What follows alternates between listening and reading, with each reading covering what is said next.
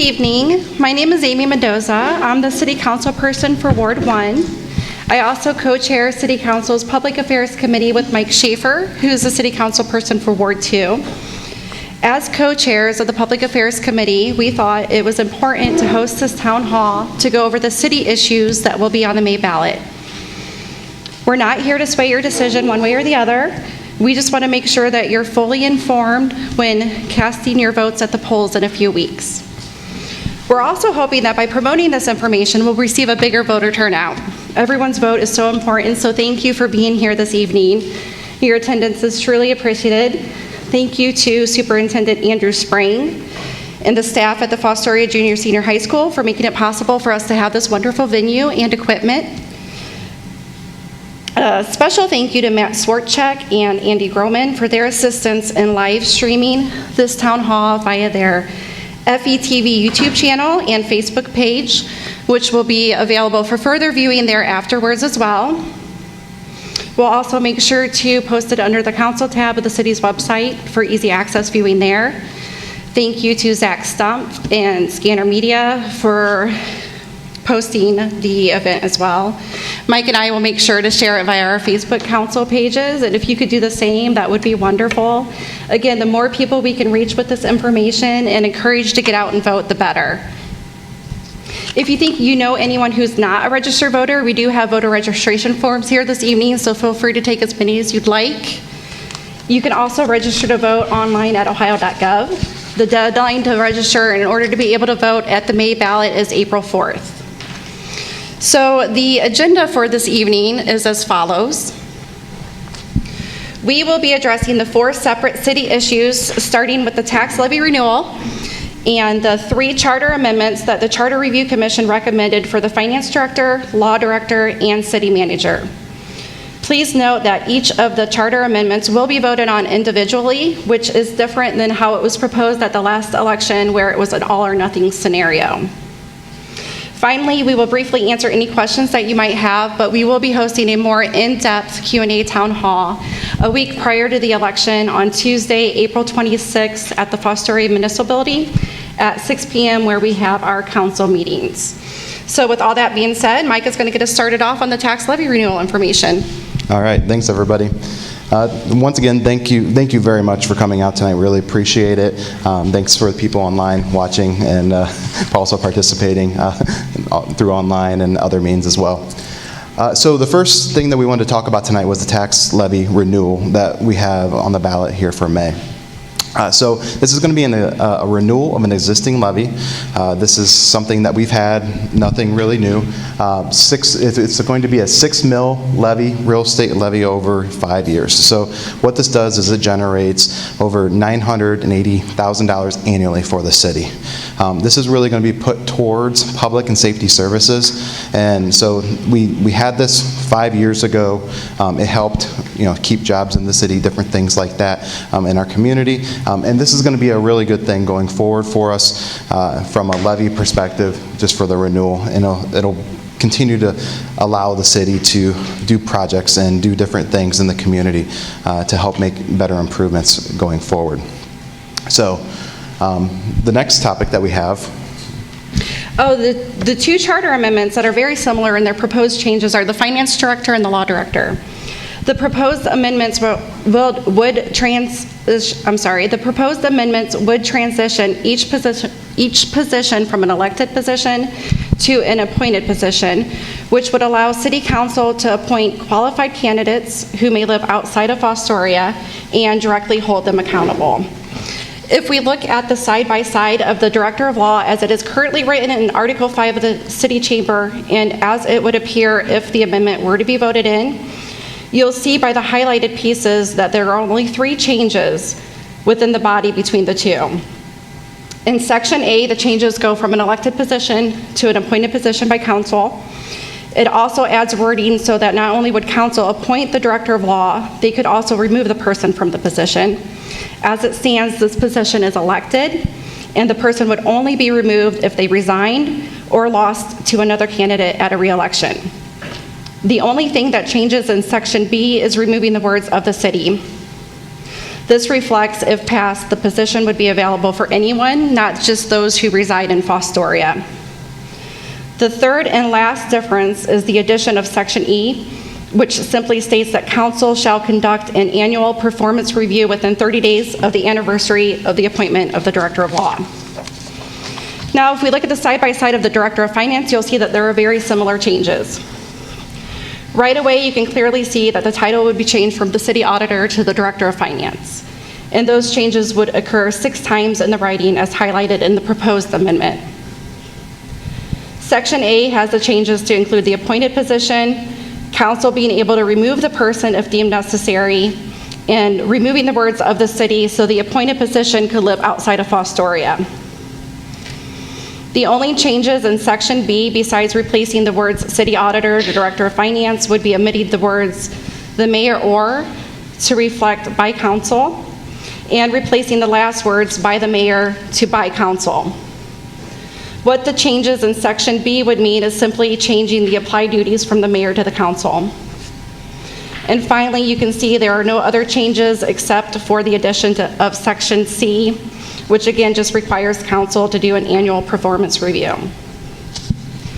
It should be noted that part of the Director of Finance amendment is repealing Section 503 of Article 5 of the City Charter, which would remove the City Treasurer position altogether, and the Director of Finance would absorb its duties. And then just so that you know, the current articles can be found on the city's website under the Ordinances tab, and the proposed amendments can be found on the city's website under the Council tab in case you want to take a closer look at them there. So to recap, both the Director of Finance and the Director of Law have similar comparisons. Both would change from an elected position to an appointed position, which would hold them accountable to council. I think it's important to note that they already can be appointed if the position is vacant, but the accountability aspect isn't there. Qualifications would be required with the amendments. As it stands, anyone could run for the position and anyone could be elected without being qualified. Although applicants would still need to be a registered voter, they would no longer be required to reside in Fostoria. And this just opens up a wider range to find more qualified candidates. And finally, it should be noted that wages cannot be increased during the term of the elected position, but if passed, wages could be adjusted by council based on market changes at any point. And really, that's it. I think all the changes for the finance director and the law director are pretty simple and straightforward. I hope I have explained them well. And Mike's going to explain the city manager now. All right, so for the fun part here. So the next piece that we're talking about is the city manager role. And so really what this is looking at, as we voted on it back in November as well, it's really looking at establishing a city manager role.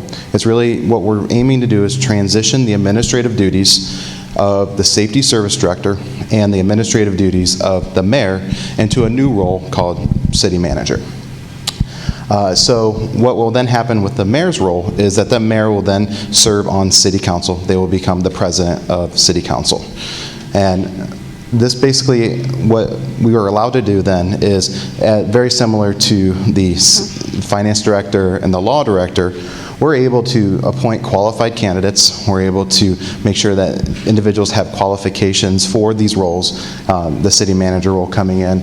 And that position, the city manager position, will actually be accountable to the elected officials in the city, which are our city council and our mayor.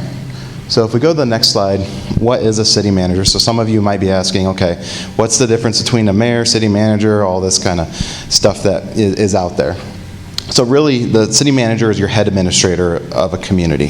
What they're looking to do is to oversee all the different departments that are in the community of a municipality within the city.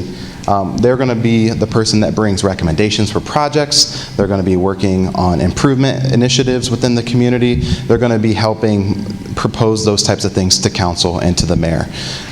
If you kind of look at the kind of structure of things, it's very similar to how you would see kind of a school board setup. They have a superintendent that oversees the district and how things are laid out, they make all the improvements from that level, and then there's a board, which would be city council, to really help push those types of things forward. So most city managers come with experience like in public administration or managing a city, and so if a city manager form of government would be voted in, we would definitely make sure that they have those types of qualifications, education coming in. So looking at the comparisons here, so currently we're in a mayor form of government where the mayor is elected. Once again, the mayor will become the president of city council if this passes in May.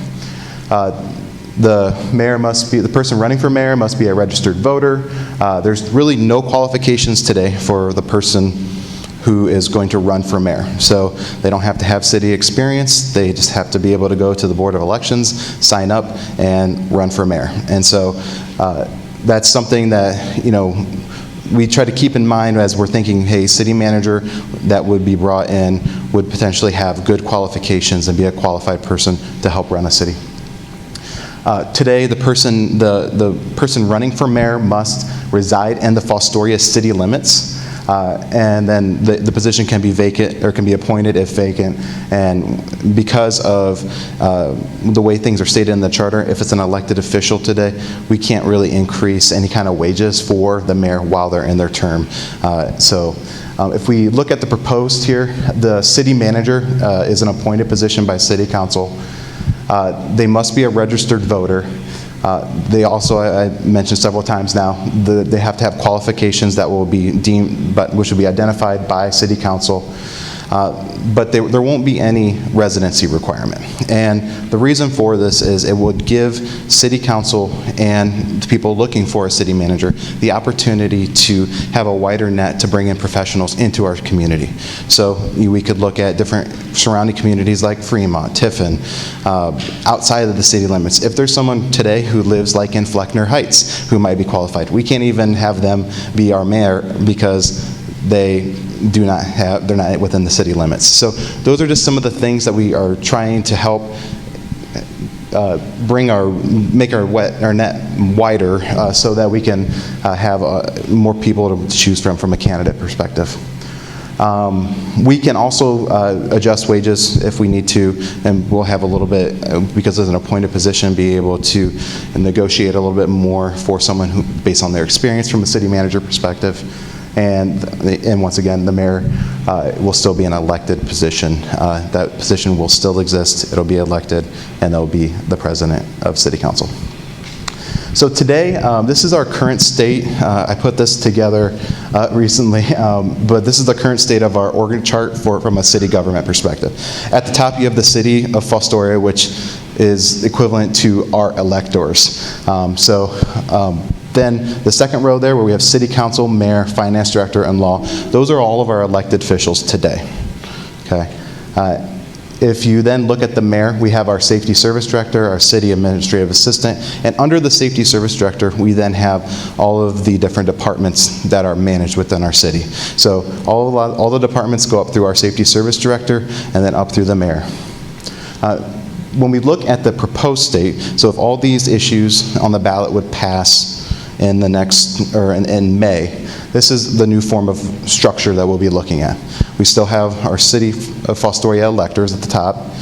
Our elected officials would then be city council and mayor, but then we would have appointed positions of the city administrative assistant, the new city manager role, the finance director, and the law director.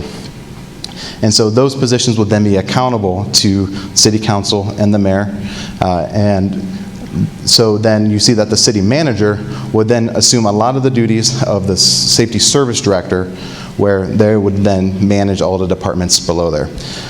So they'll also they most likely will take duties, administrative duties from the mayor as well, which would include things like some of the economic development initiatives, beautification, those types of things that the mayor does today. The city manager will also take some of those and handle those different duties that they have out there. So So that really concludes the primary part of the presentation here. So I just wanted to share some important dates that are going to be coming up. On April 26th, we're going to have another town hall. We're going to have question and answer here tonight. However, if you have questions that you think of along the way, you can come back April 26th at the Municipal Building and be able to ask any questions that you might have around this topic. Also, a reminder that on May 3rd is Election Day, so that's when we'll be voting on these different issues.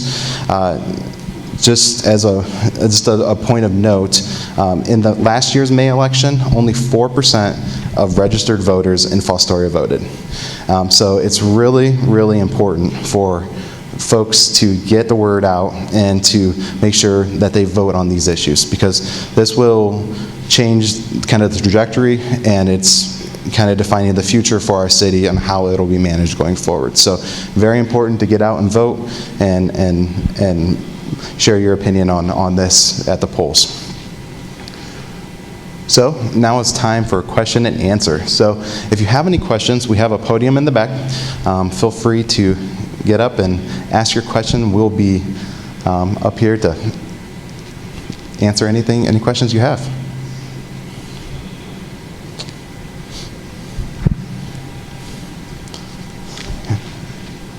Yeah, because then they can hear you online. Yep.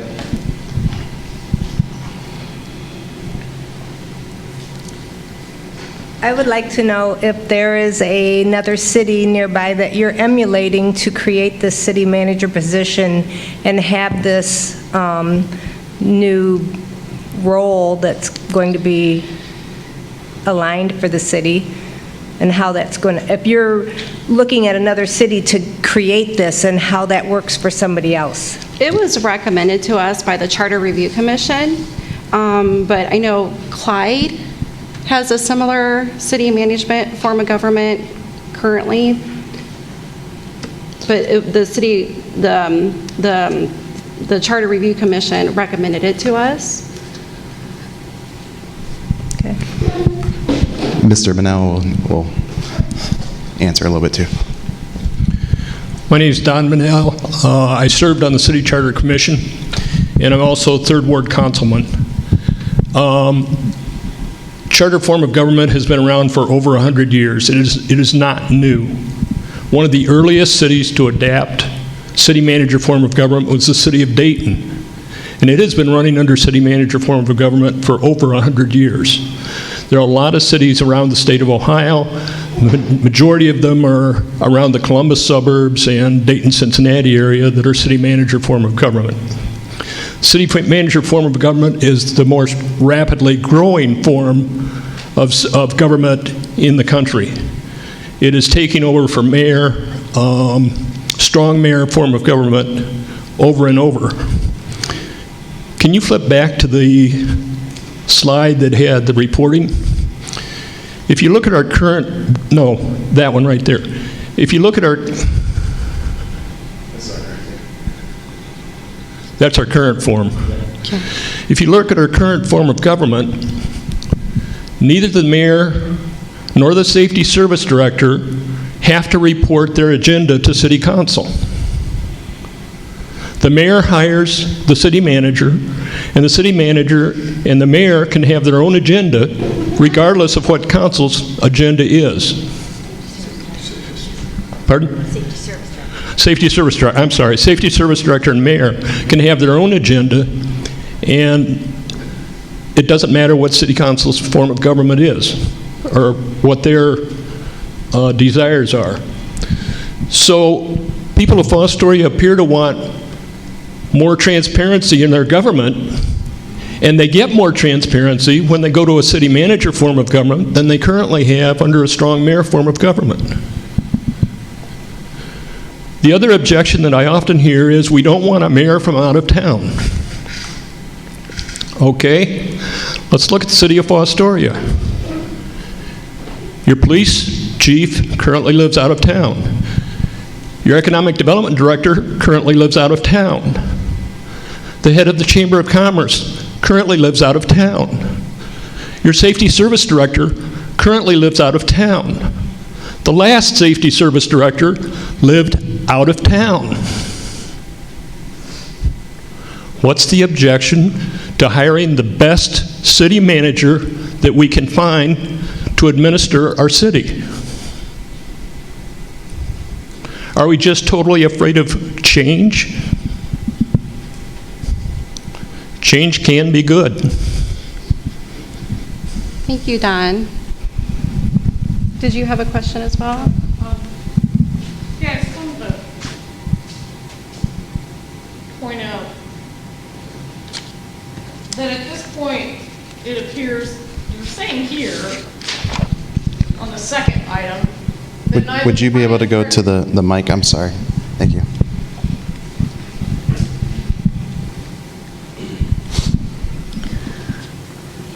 It's stated on the second point here that neither the finance director nor the law director has any qualifications required. Is that correct? That's correct. Okay. Is it also true, is it, The law director must be Right. a licensed lawyer. Right.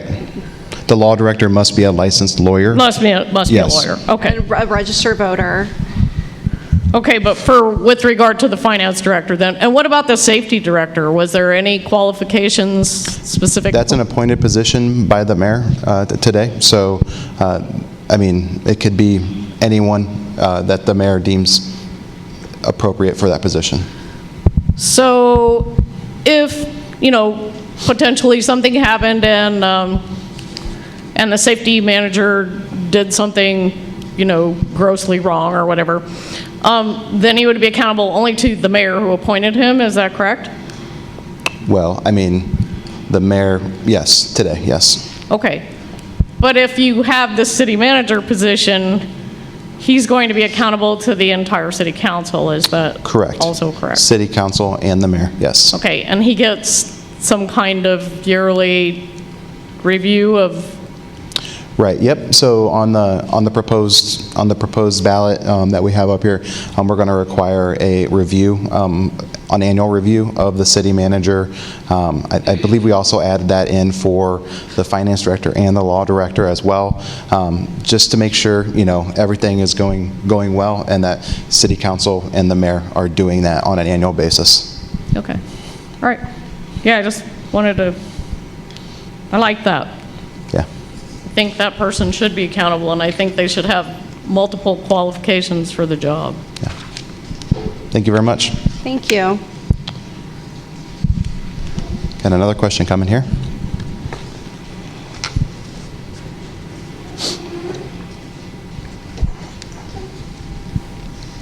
Good evening. My name's Jill Affiliator. I have just a quick clarifying question that Sure. has been asked by me as I'm a business owner in town, and I am supportive of the concept. But the question that's been posed to me is, I understand expanding out to get the best talent.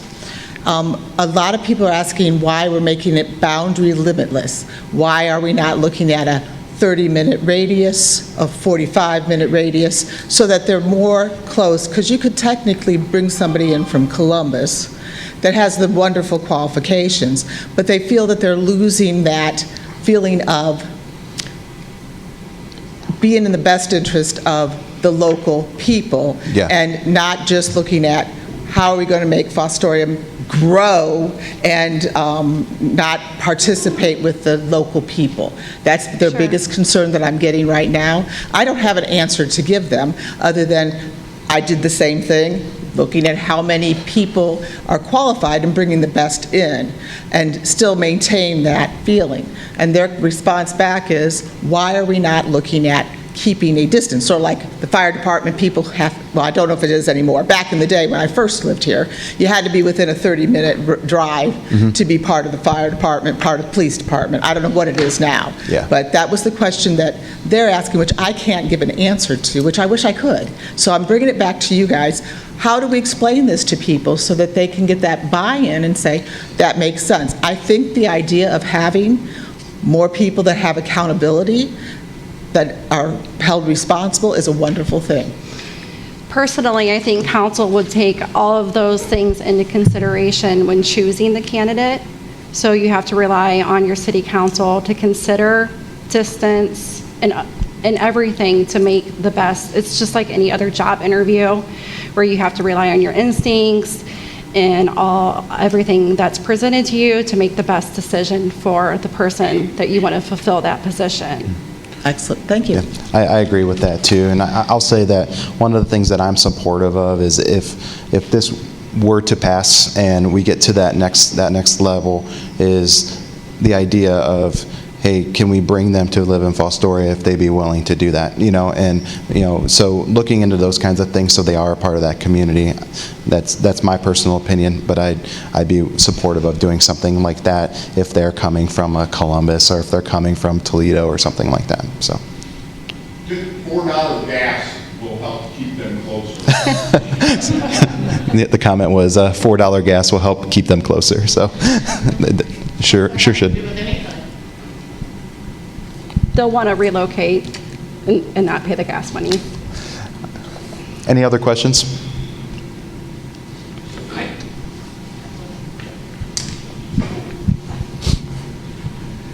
Hi, Garrett Jones.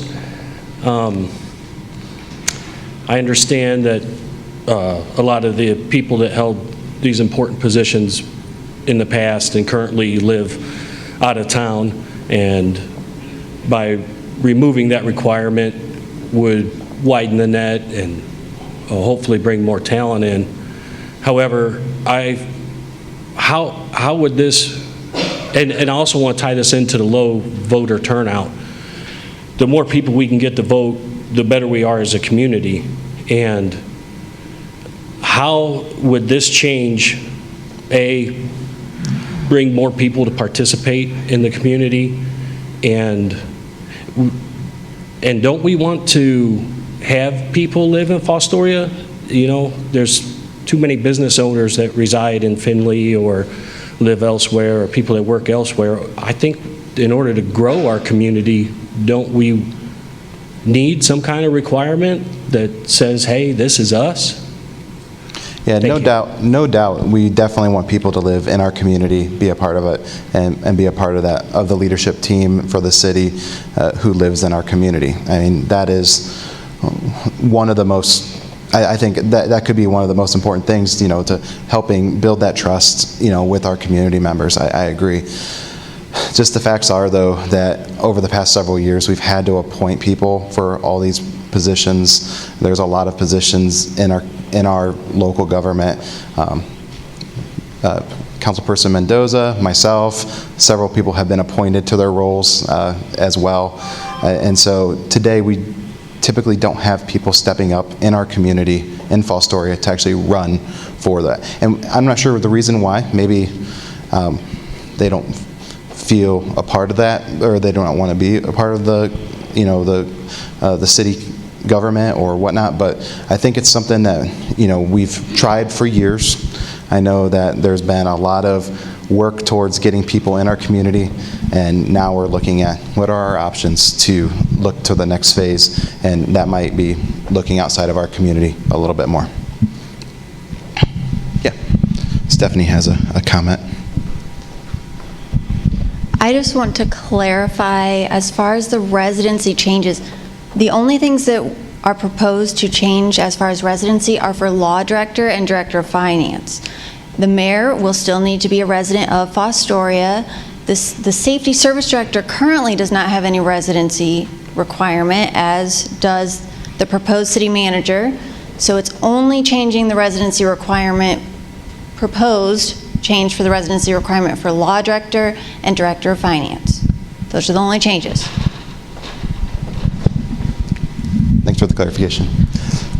Any other questions? Yeah.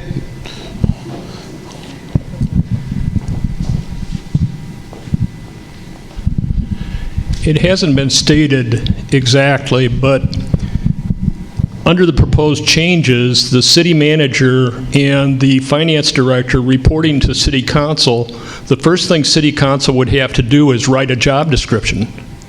And that job description would have the requirements. In other words, if you're going to have a finance director, you might want to have a requirement that they have a college degree in accounting or finance. or business administration, or that they have so many years of experience in managing an accounting department or something along that line. And a city manager, you might want to have a requirement that they have a college education in the area of city administration, public administration.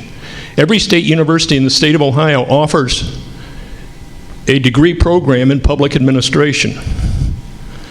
Now let me give you an example. I sit on the board of trustees of the Geary Family YMCA. The Geary Family YMCA has a $1 million budget and 0 debt. They're a part of the YMCA of the USA.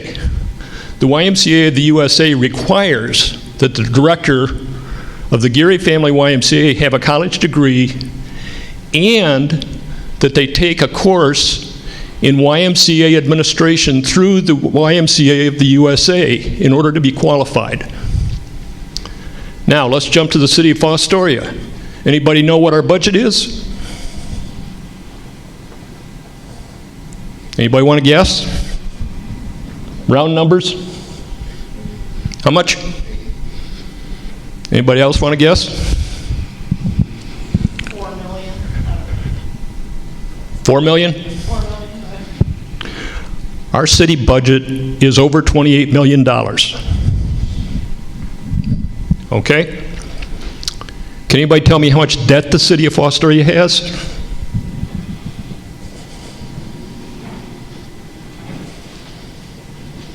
Anybody want to guess?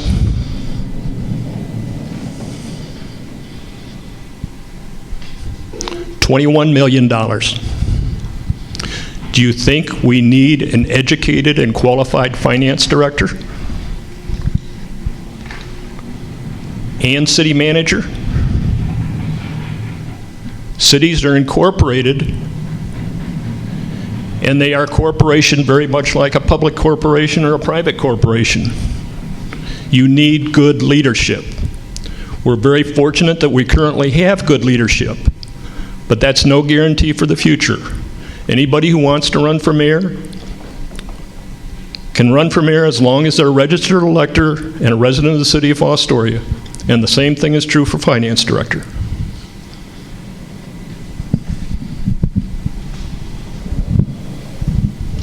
Thank you, Don. Kimmy?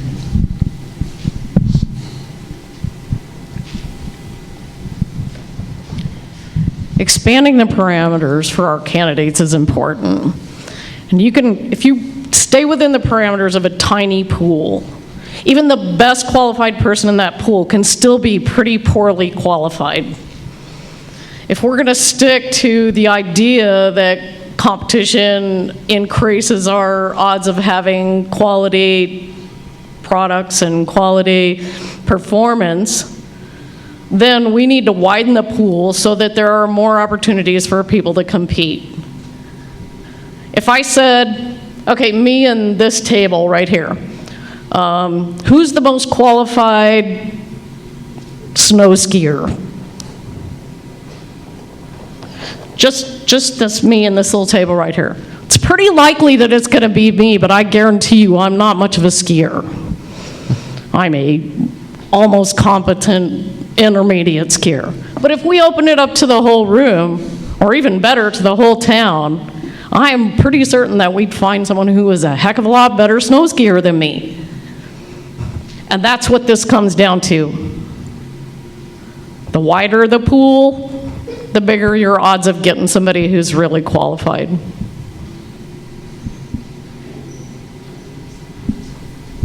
Thank you.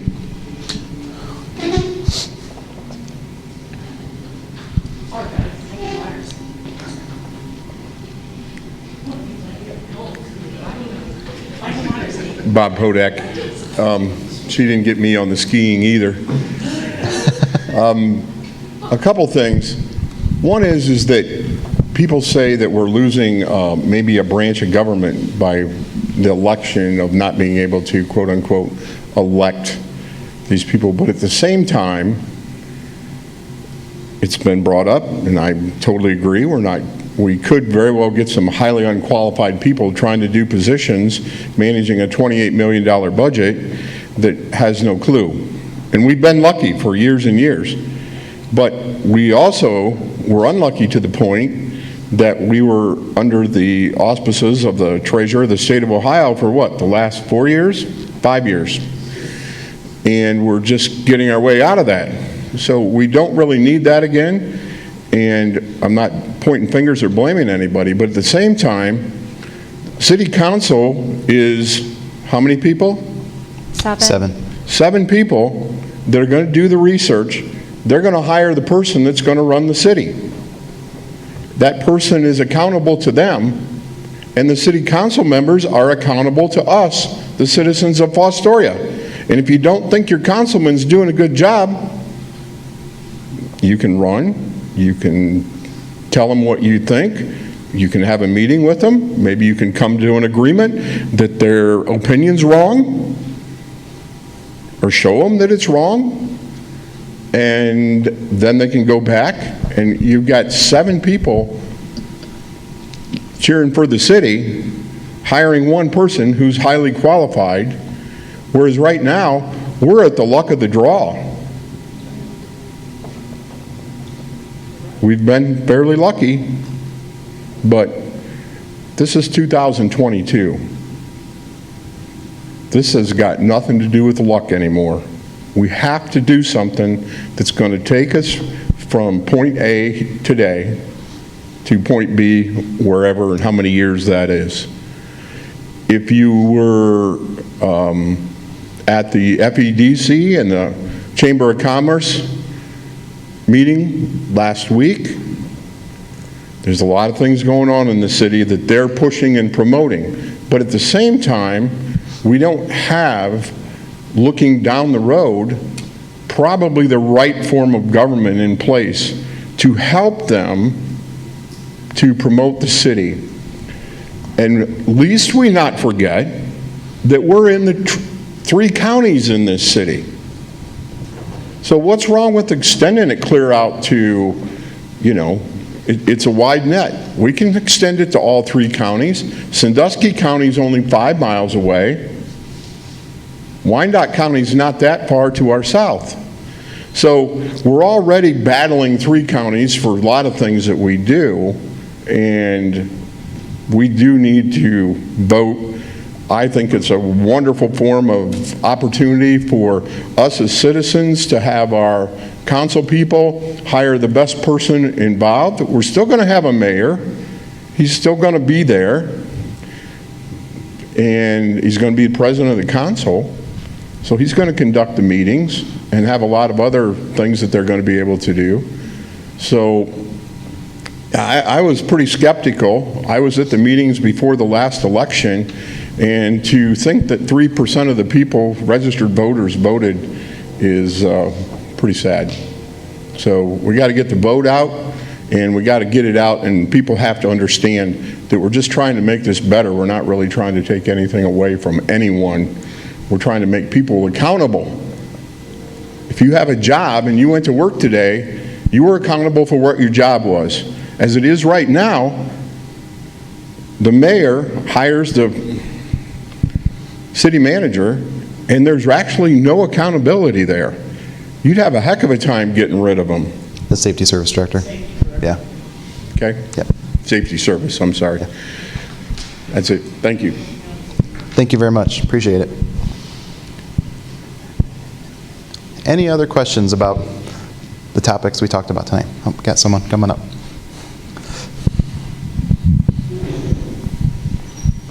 Mine's more of a comment. I have known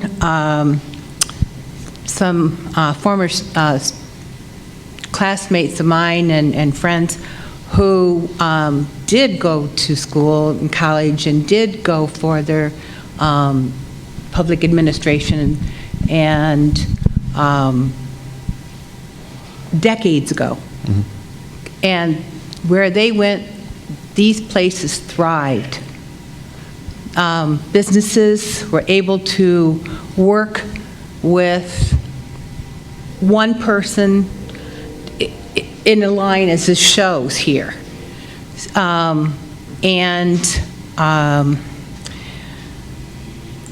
it doesn't hurt, like you said, for us to work with people who originally didn't live in our community when you hired them. But quite often, if this person is excited about his job or her job, they end up bringing themselves into the community because they are so excited and thrilled about the changes. And this is what we need. We are looking at helping our community grow. You wouldn't be here as my councilman if you didn't want our community to grow. I had a friend who told me they used to be on council, and before they would go to their council meeting, somebody said, "This is your meeting to go save Fostoria today." And I appreciate that they had that in their heart, that they want, and we have to do this ourselves as voters and as citizens within the community. Talk to people, if you don't want to see this happen, that's fine. Bring your concerns to Amy or Mike or Greg or Don or Ed Loxton, or talk to the different people who work in the city within the different departments. I think it has been totally wrong over the years from what I have seen of some of our safety service directors that we have had, who basically bullied their way around within the departments and possibly within the community. So this can't happen anymore if they are now going to be appointed by our council and mayor. And the city manager, as I have learned, is 99% the most important person with your city government in running everything to keep things running well and to have your community grow. Is that correct?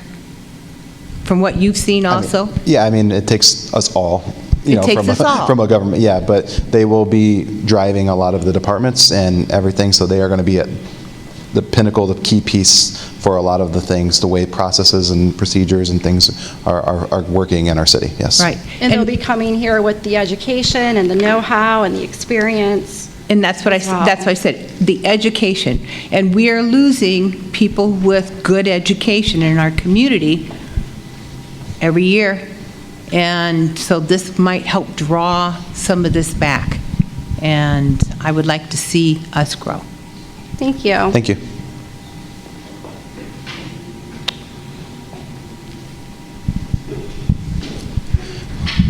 Mr. Cassidy?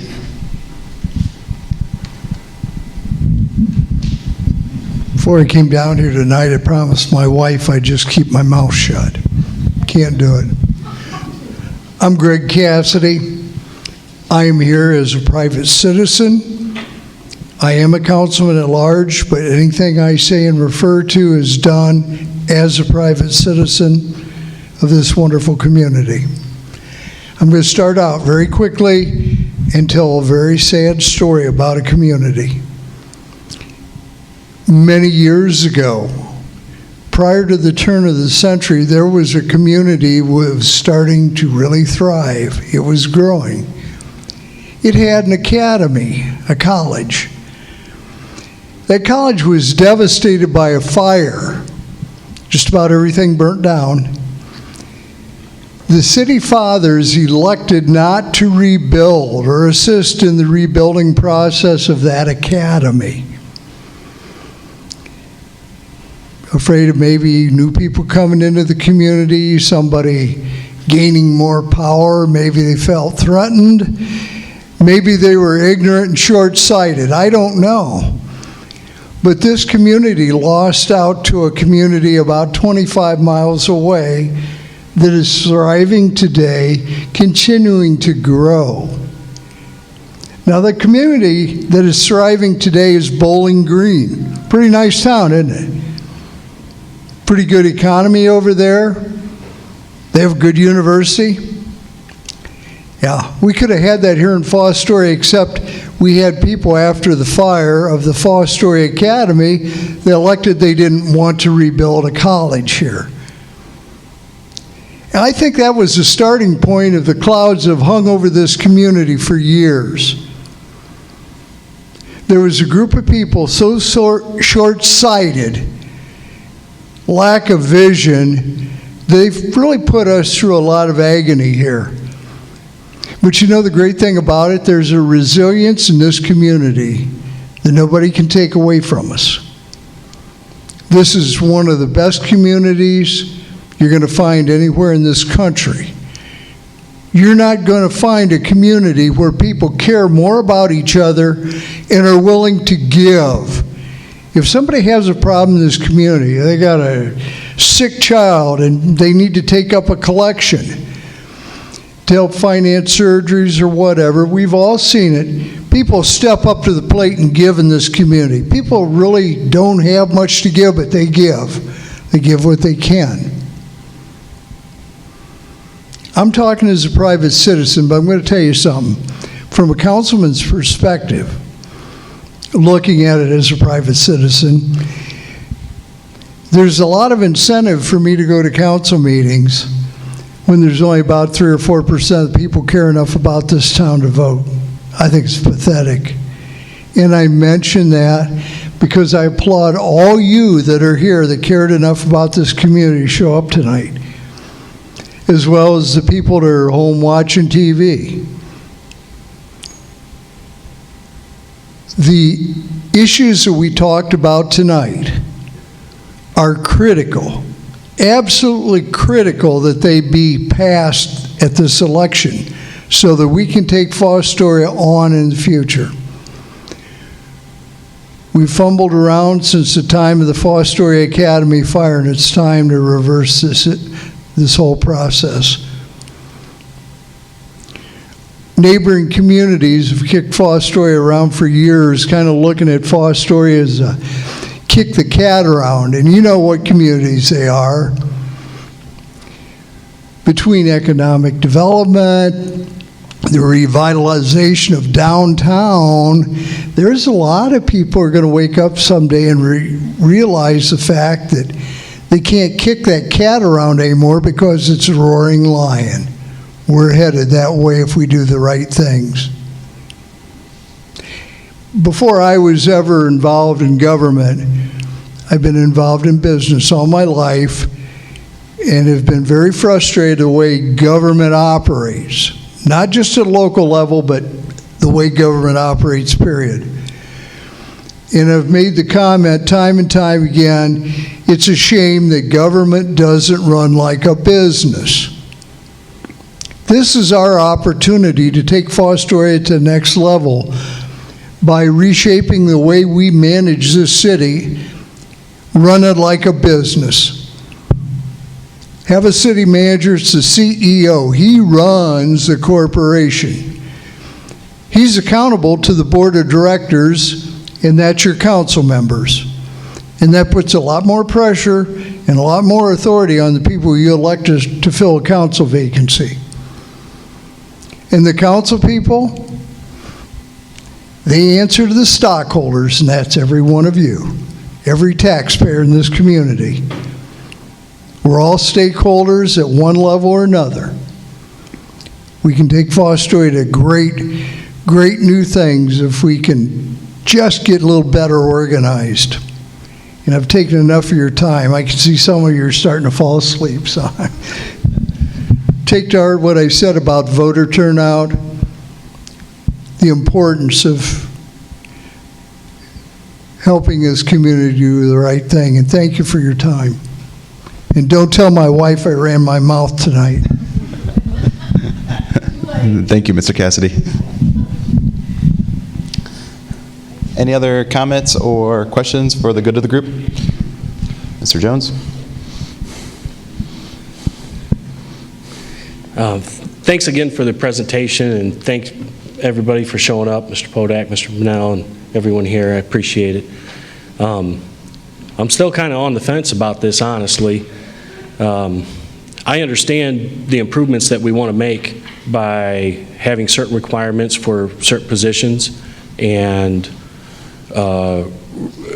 doing away with certain requirements such as the residency requirement. isn't it possible to do those things without actually changing our form of government is one question I have. And if we want more people to vote,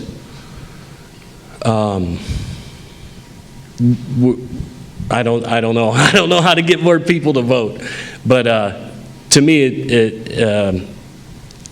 I'm still hesitant to be a proponent of this change. Like I said, there should be certain ways that we can make improvements without giving so much power to a city manager, which I just think that, I don't know, I'm just hesitant. I like change. How much power does the mayor have today? Well, I'm not qualified to answer that question. He has more than the city manager would have because he doesn't report to anybody except the electorate every 4 years. Okay. I think the power would shift to council because council would hold those positions accountable. Okay. We would have the ability to remove anybody from the position if they weren't doing what was best for our town and finding a replacement. A lot more work for the city council. So I'll have to do a little bit more thinking before I support one way or the other.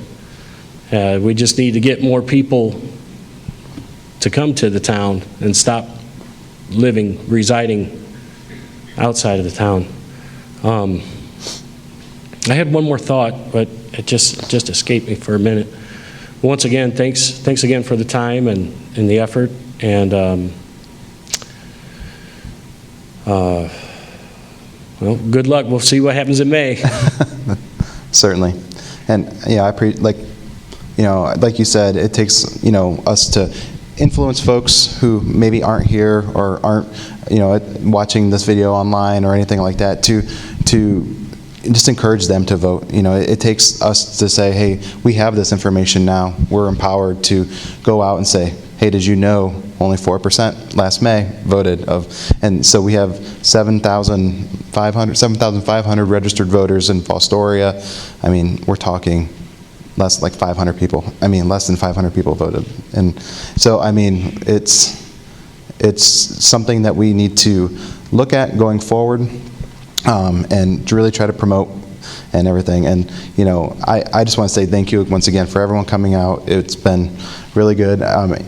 Yes, Amy, do you have any thank comments? for your involvement. And if you think of your question later, always reach out to any one of us or write it down and come to the Q&A session. That's going to be a week before the election, so we can go over it again. But yeah, I agree. The more people we can reach with this information and encourage to vote, the more votes that we get, the more confident that I'll be that the right decisions are being made for our town. I don't want to have to go through the podium, but just need to confirm, the election, because we know there's the issue with, remember I discussed this before, right now there's still going to be a local election, right? You're not going to try to postpone it when they're postponing what's going on with the Senate kind of stuff. Yeah, so the question was, so the question was with Ohio redistricting that's happening, are we still going to be having an election in May? So at this point, nothing's 100% certain. There's been discussions, I've talked to other people not at the city, but there could be a possibility of a local election potentially. So there are some things that we are still need to be worked out from a detail perspective, but at this point we're still sticking with that May 3rd date until something changes. So Thank you. all right, well, thank you everybody. We appreciate you coming out, and we look forward to, if you have any questions, please come to us, and once again we'll be having another session April 26th. Thank you.